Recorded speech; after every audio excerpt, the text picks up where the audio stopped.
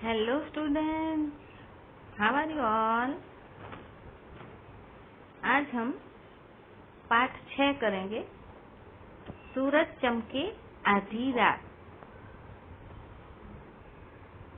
जिसके लेखक हैं हिमांशु जोशी। इनका जन्म 4 मई 1935 में उत्तरांचल में हुआ था।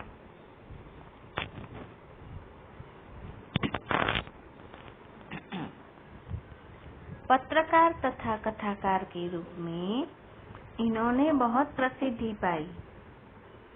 स्वभाव से यात्रा प्रेमी जोशी जी ने अनेक यात्रा वर्णन लिखे। यथार्थ और आदर्श का मिश्रण, सजीव चित्रण, सरल भाषा और छोटे छोटे वाक्य लिखना इनकी शैली की विशेषताएं हैं।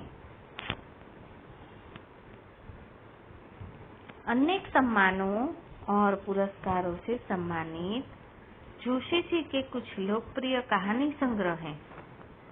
रथ चक्र, गंधर्व गाथा, अरण्य, सागर तट के शहर आदि। तो आज हम चैप्टर पढ़ेंगे सूरज चमके आधी रात।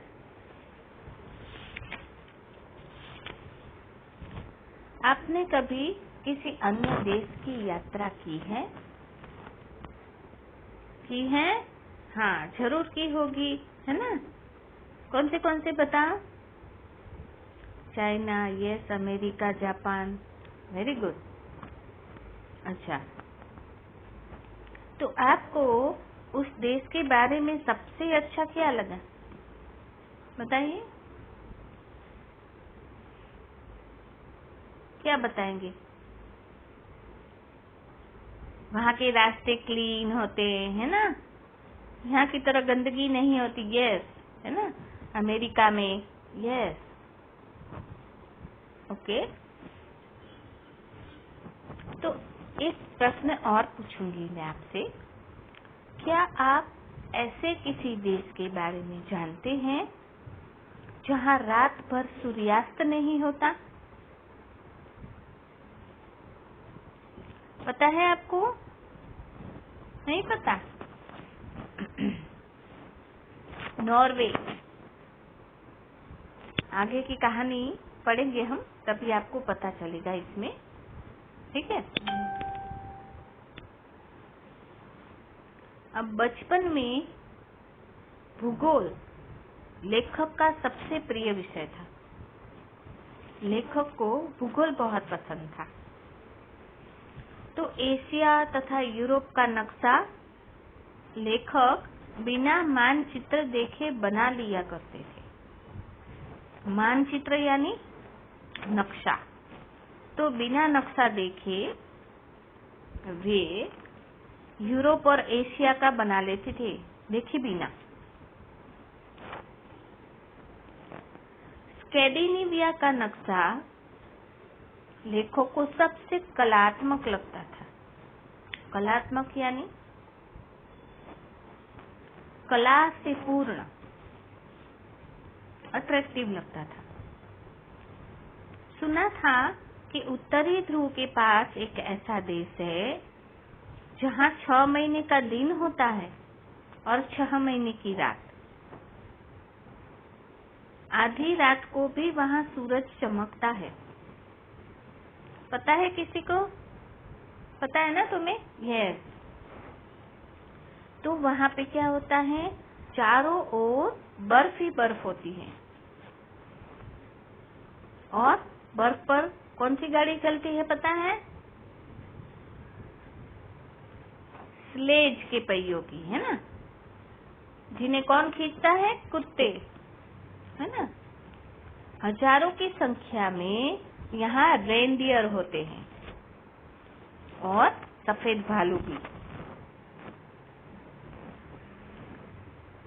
लेखक को नॉर्वे की राजधानी जो है उसका नाम याद था, बाय हार्ट। नॉर्वे की राजधानी का नाम किसे पता है? कोई जानता है? नहीं? ओके, मैं बताती हूँ। ओस्लो। तो आज ये जो पाठ है इसमें लेखक ओस्लो की ओर अब बढ़ेंगे। कल्पना का एक शहर है जो लेखक अपनी आंखों से देखने जा रहे हैं। कल्पना का शहर, इमेजिनेशन। हरे हरे द्वीप, नीला नीला जल, नीला आकाश।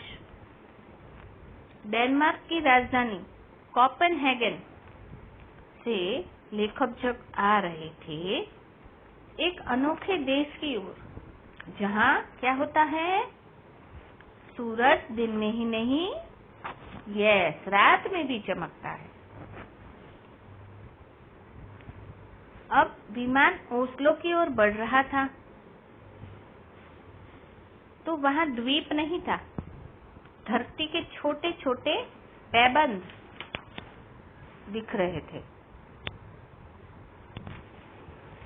समुद्र का रंग भी बदल रहा था और जमीन से जुड़ी हरियाली, गहरी हरियाली थी। अब जब विमान झुक रहा था, यानी लैंड कर रहा था, है ना, धीरे धीरे धरती की ओर, तो लेखक खिड़की से झांकते हैं। सागर के किनारे को छूता हुआ यह हवाई अड्डा यानी एयरपोर्ट ओस्लो का था। ओस्लो क्या है? नॉर्वे की राजधानी, है ना।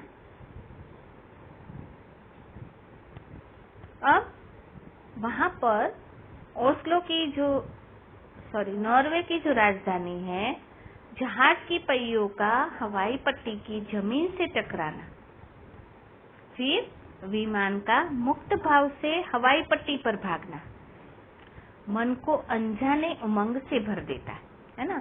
जब लैंड होता है तो धीरे से पहले झुकता है विमान, फिर नीचे आता है और ट्रेन की तरह सर करके चला जाता है। तब लेखक के मन में अनजाने उमंग से भर दिया। उस समय रात के 10 बज रहे थे। लेखक को आश्चर्य का ठिकाना नहीं रहा। क्यों? क्योंकि चारों ओर चमकती धूप थी, बिल्कुल पहाड़ों में झाड़ों की धूप जैसी, पीली, ठंडी, तापहीन। ताप मतलब गर्मी, तो गर्मी नहीं दिख रही थी, पीली पीली धूप, बस केवल उजाला दिख रहा था। दिन और रात की यह विशेषताएं हैं कि दिन में उजाला तो होता ही है, परंतु रातें भी चांदनी की बजाय सूरज की रोशनी से नहाई होती है ना। रात को हम यहाँ भारत में क्या देखते हैं? दिन को सूरज और रात को चांद, है ना। सूरज नहीं दिखाई देता है, चांद की रोशनी होती है। पर यहाँ तो दिन में भी उजाला और रात को भी चांदनी की बजाय सूरज की रोशनी। दाएं हाथ की ओर समुद्र था। ओस्लो फियोर्ड कहते हैं इसे क्या कहते थे? Oslo fjord. 110 किलोमीटर लंबा, अपने आप में कई विशेषताएं के लिए देश के दक्षिण ध्रुव में है यह। ओस्लो का विदेशों से अधिकांश व्यापार यहीं से होता था, इसीलिए नॉर्वेजियन इसे सागर द्वार कहते थे। क्यों कहते थे सागर द्वार? क्योंकि यहाँ पर विदेशों से अधिकांश व्यापार होता था। बड़े बड़े स्टीमर तैरते दिखाई दे रहे थे, रंग बिरंगी नावें, छोटे छोटे रंग बिरंगी याच। तो सागर का यह रंगों का उत्सव तो बहुत ही सुहाना लग रहा था। लग रहा था कि मानो हम किसी स्वप्न देश की यात्रा कर रहे हैं। जिस तरह लाल, पीली, नीली, हरी नावें थी, उसी तरह ताजे फूलों के रंग वाली कारें भी थी। हरी धरती, खुला आसमान, स्वच्छ सागर, उनके बीच ये रंग बिरंगी गाड़ियां किसी चित्रकारी का एहसास दिलाती थी। ऐसा लगता था जैसे कोई चित्रकार ने यहाँ चित्र बनाए हैं, जैसे किसी कुशल चितेरे यानी चित्र बनाकर उसमें रंग भरने वाला किसी चितेरे ने पूरी तन्मयता से अपने रंग भर दिए हो। Next page 39।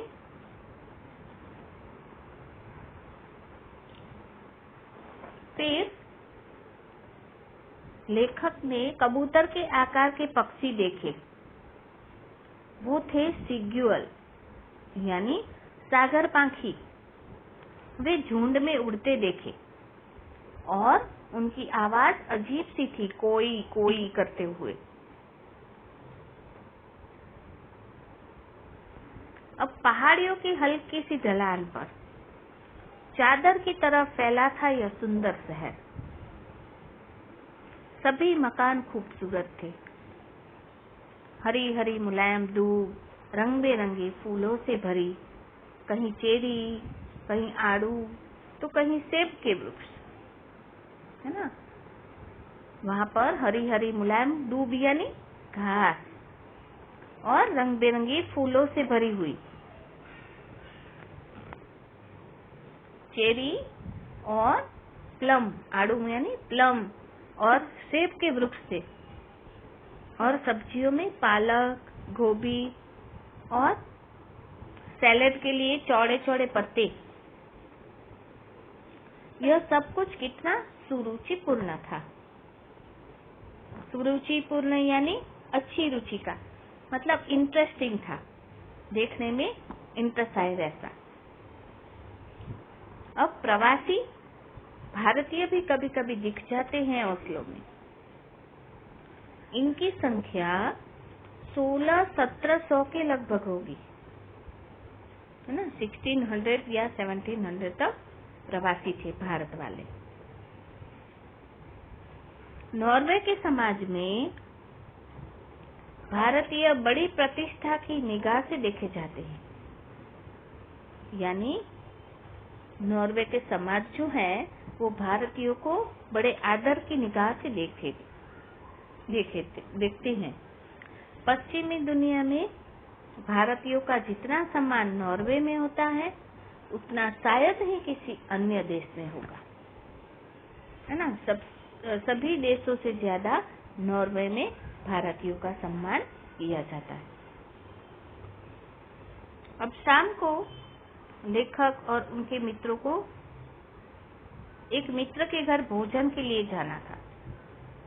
वे भारतीय मूल के थे और पिछले 20-25 वर्षों से नॉर्वे के निवासी थे।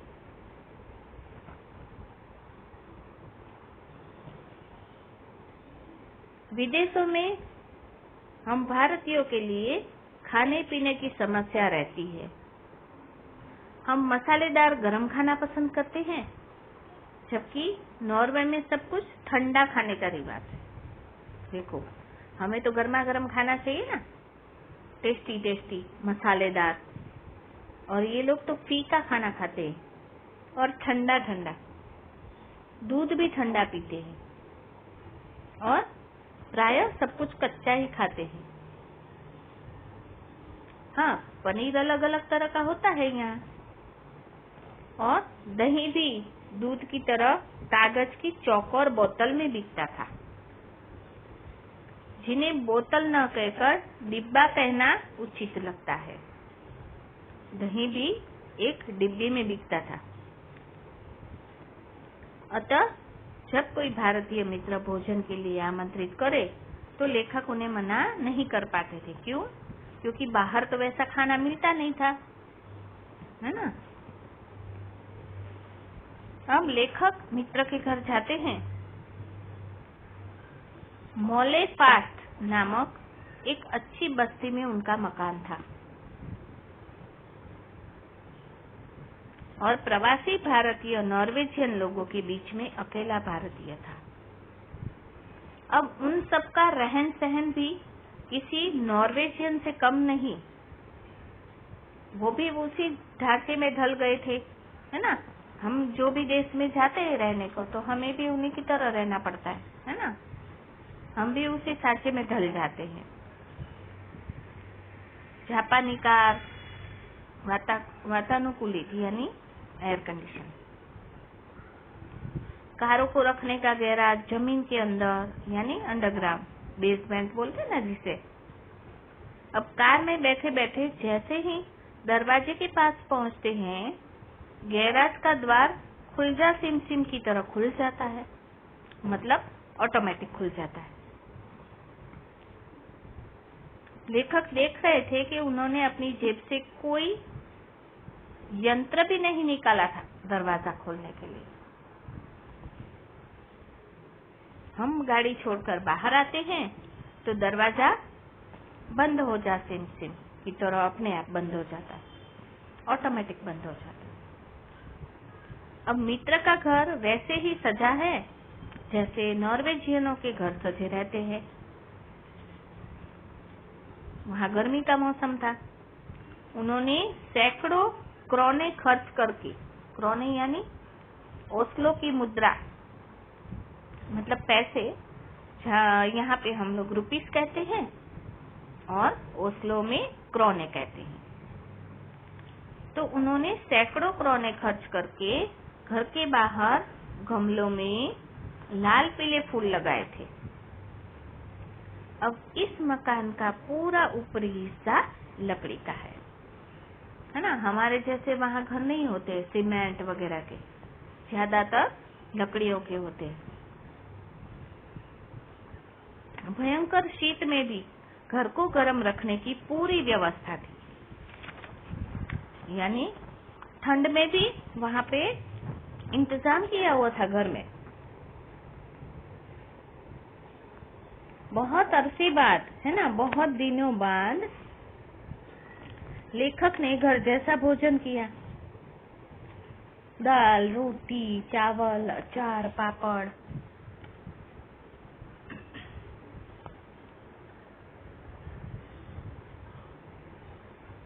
आपस में हिंदी में बात करना बड़ा अच्छा लग रहा था, कुछ क्षणों के लिए ही सही।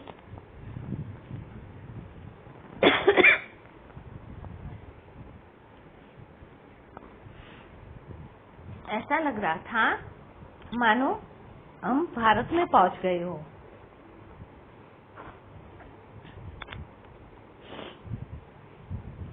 भोजन के बाद हम लोग घूमने के लिए बाहर जाते हैं। लेखक और उनके मित्र बाहर घूमने गए 11 बजे, पर तब भी धूप ही थी और उजाला ही था। हाँ, पर सड़कों पर चहल पहल नहीं थी, पूरा सन्नाटा था। अब इसी सन्नाटे में पता लगता है कि यह दिन नहीं और रात है। लोग अपने अपने घरों में सो रहे हैं। उजाले में सोना कठिन होता है, इसलिए खिड़कियों पर मोटे मोटे पर्दे हैं, है ना। घर के अंदर उजाला न आए इसीलिए खिड़कियों पर मोटे मोटे पर्दे लगे हुए थे। नॉर्वेजियन लोग प्रायः जल्दी सो जाते हैं, लेकिन भारतीय, पाकिस्तानी या अफ्रीकी लोग देर से भोजन करते हैं और देर रात तक जागते रहते हैं। जब तक अंधेरा न हो जाए उन्हें नहीं लगता कि रात है, पर यहाँ अंधेरा है ही कहाँ, है ना। कहाँ है, यहाँ तो अंधेरा है ही नहीं। आधी रात को भी चमकते सूरज के होते हुए भला यहाँ अंधेरा कैसे होगा, है ना। तो यह देश तो है सूरज चमके आधी रात का देश, है ना। यह देश कौन सा है? सूरज चमके आधी रात, है ना। समझ में आ गया ना। तो इस पाठ का सार है कि इस पाठ में लेखक ने नॉर्वे की राजधानी ओस्लो की यात्रा का सजीव चित्रण किया है। ओस्लो में रात को भी सूर्य के प्रकाश से लेखक अचंभित है, यानी आश्चर्यचकित है। वे प्रकृति के अद्भुत खजानों, वहाँ के आधुनिक नगर और नगरवासियों का दिग्दर्शन कर रहे हैं।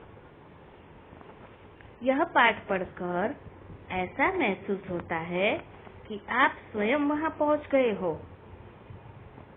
और आँखों से ऐसे शहर का अनुभव कर रहे हो जहाँ रात को भी सूरज चमकता है ना? ऐसा लगा ना आपको कि आप भी पहुँच गए हो, है ना? ठीक है, ओके, बाय बाय।